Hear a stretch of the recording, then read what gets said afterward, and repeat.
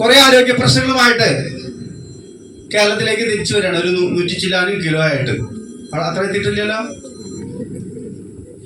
100 ചില്ലാനും kilo ആയിട്ട് എത്തുമ്പോ കൊളസ്ട്രോളും നടുവേദനയും, നിങ്ങൾക്കറിയാം AC-യുടെ ഉള്ളിലൊക്കെ കുറെ നേരം എടുത്ത് ഈ കാലുവേദന, കൈവേദന, ഒരുപാട് പ്രശ്നം ഉണ്ടാവും അല്ലെ.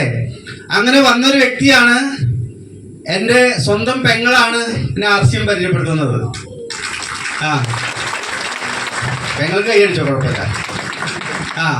ചേച്ചി പറഞ്ഞു, ഗിരീഷേ നീ കൊളസ്ട്രോൾ അല്ലേ, നമ്മുടെ തവിടെണ്ണ കുടിച്ചു കഴിഞ്ഞാൽ കൊളസ്ട്രോൾ മാറും. ഞാൻ സമ്മതിക്കാതെ, ഞാനാരാ മോൻ?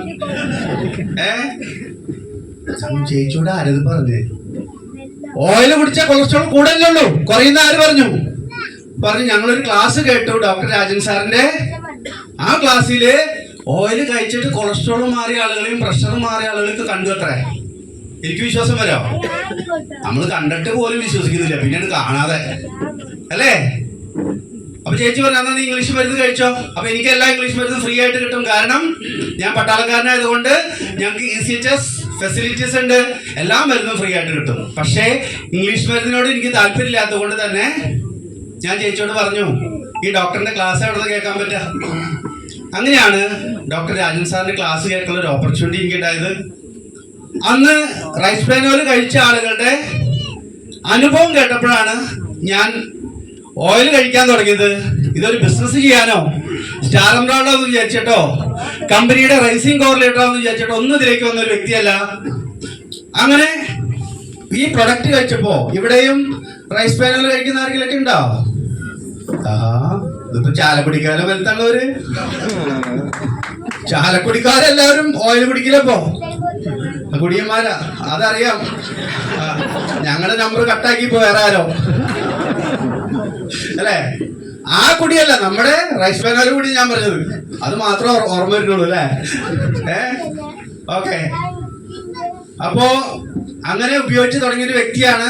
എൻ്റെ ആരോഗ്യനില കുറച്ച് ശരിയായപ്പോഴാണ് എനിക്ക് ഇതിലൊന്ന് വിശ്വാസം വരികയും, അതേപോലെ അതിനുശേഷം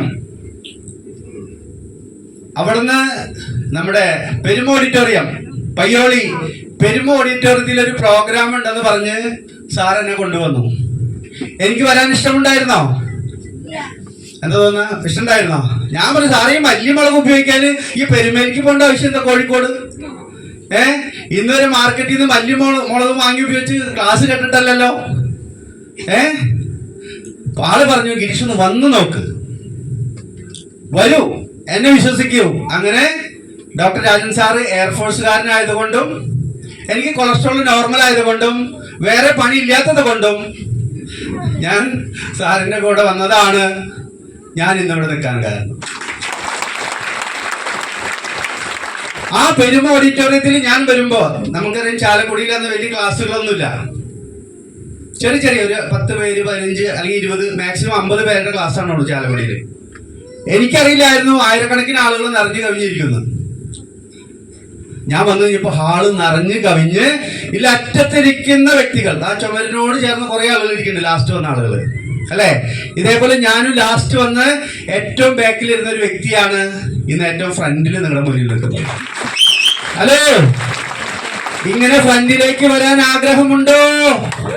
എത്ര പേർക്ക് ആഗ്രഹമുണ്ട്? സൂപ്പർ.